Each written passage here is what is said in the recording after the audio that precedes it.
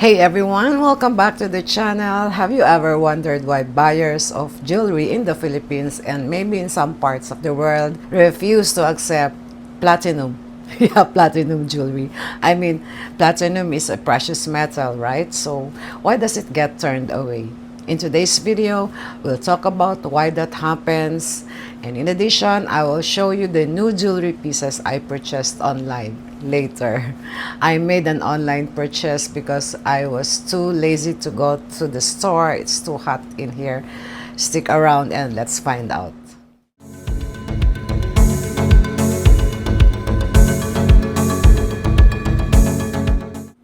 First off, platinum jewelry is beautiful and rare, but despite being one of the most durable metals, it doesn't always get the love it deserves from jewelry buyers. One big reason jewelry buyers hesitate to accept or buy platinum pieces is because of limited knowledge and expertise. Unlike gold, which is more common, platinum is rarer and can be harder to evaluate. Jewelry buyers might not always have the specialized training to determine the exact value of platinum pieces, making them hesitant to buy them. Another reason is the challenges in resale. Platinum jewelry is not as widely popular in the Philippines compared to gold. Gold is often the go-to metal for jewelry buyers here. That means if a buyer takes in platinum jewelry, it could be harder to sell it quickly. The demand just isn't as high. Then there's the issue of purity and weight. Platinum is denser than gold, so even a small platinum ring could weigh more than a larger gold one. This can make pricing tricky, and buyers may not always know how to accurately assess the platinum's purity and value. Platinum is also more volatile in price than gold. Its value can change depending on industrial demand or other factors. This unpredictability makes it harder for some buyers to know if they are getting a good deal or if they might lose money when reselling. And speaking of risks, buyers might fear they're overpaying for platinum jewelry. Since they can be priced higher than gold, they might not be confident in the resale value and could worry that they won't get their money back when selling it to customers. In the Philippines, there's a long-standing cultural preference for gold. People see it as more than just jewelry.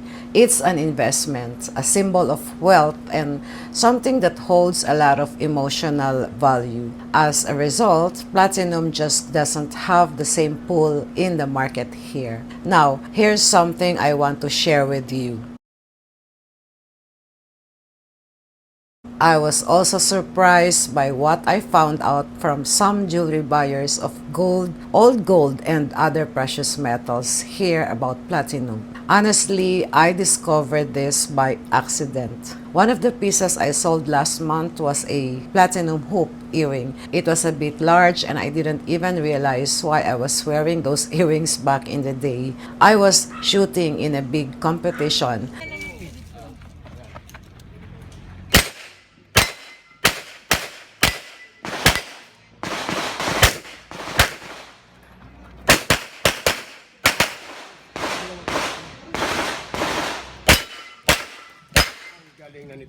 For those who know me, just a trivia, I had been a competitive practical shooter in PPSA and competed in pistol sport, both locally and internationally.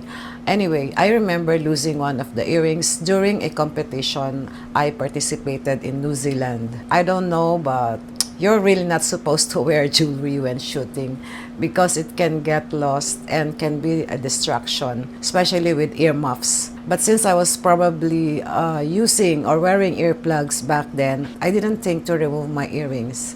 In short, I kept the remaining earring. But since I didn't have a matching pair anymore, I decided to sell it along with some other gold and scrap jewelry.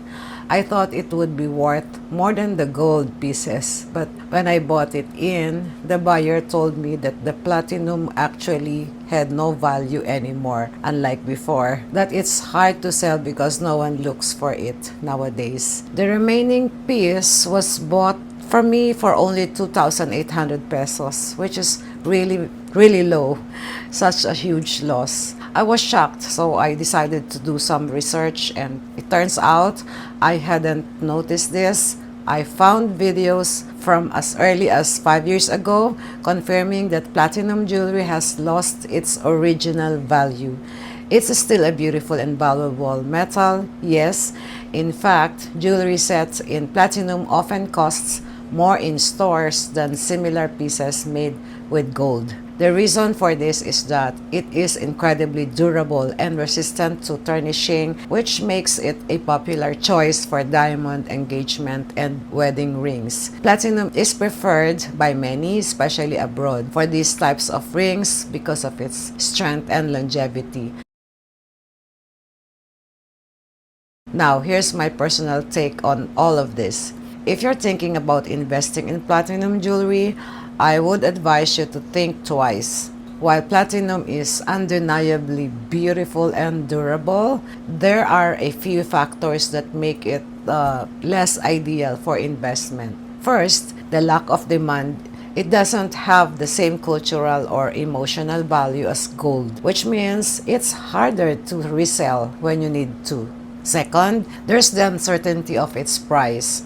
The value of your jewelry could fluctuate over time because the market is volatile and can change based on industrial needs. Also, if you ever plan on selling your platinum jewelry, you might face some difficulty, just like I did. Many buyers won't offer you a good price, and you may end up disappointed. Remember, the higher price you pay doesn't always reflect its long-term value. Gold, on the other hand, has a more stable price and it's always in demand, which is why it remains the safer investment. And here's something important that many people have attested to. The majority of pawn shops here do not accept platinum jewelry anymore. As shocking as it may seem, this is a reality that many have encountered. Even though platinum may seem like a valuable option, it simply doesn't have the market support or demand that gold enjoys. By the way, as mentioned earlier, here are the gold jewelry pieces I got from an online seller. They are 18 carats solid yellow gold, and I thought of showing them to you in case you are looking for some simple designs for your everyday jewelry. Let's start with these earrings. These are dangling stud earrings and they're really beautiful.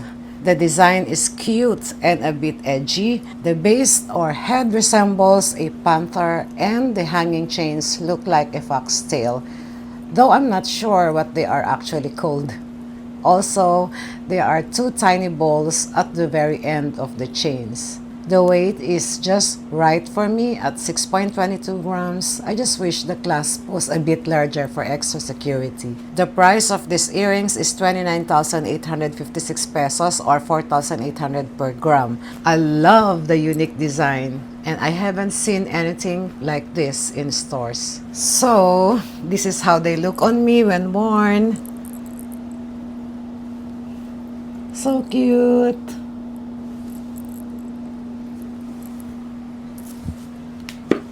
So this is the other jewelry I got. It's a bracelet and it's in yellow gold, a tauco chain and chunky looking. It's in size 8, it weighs 12.05 grams and priced at 4,800 per gram. So I paid 57,840 pesos for this. It's plain, so no charm at all. Tauco chains often feature classic design elements, their modern twist, and the way they're crafted makes them seem timeless, yet fresh.